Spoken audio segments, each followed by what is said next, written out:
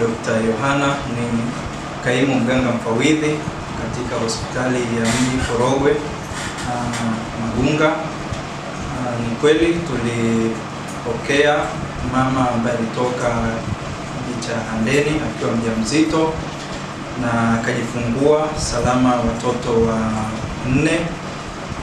Ni tukio ambalo halitokei mara nyingi, kwa sababu sisi binadamu mara nyingi tunapata uzao wa watoto mmoja, na wachache wanapata watoto 2 mpaka 3, lakini watoto 4 kuelekea juu mara nyingi linakuwa ni tukio ambalo linatokea mara chache.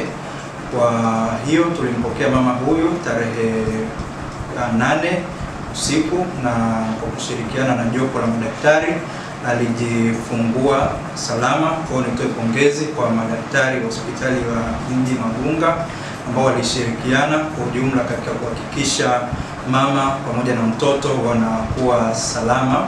Na kwa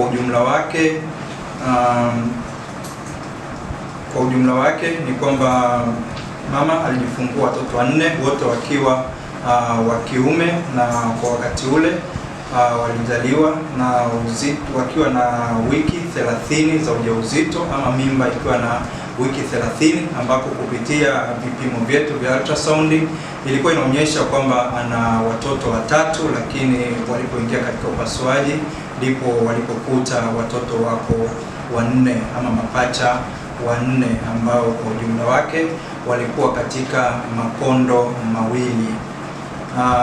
Kwa sasa hali ya mama na mtoto wote kiujumla wako salama. Mtoto wa kwanza alikuwa na kilo 1.4, mtoto wa pili mpaka wa 4 wote walikuwa na kilo 1.5, ambako 2 kati yao walikuwa wana changamoto kidogo katika hali yao ya upumuaji na walikuwa katika usaidizi wa kupumua, lakini kwa sasa mmoja anaendelea vizuri na mmoja anaendelea vizuri kabisa.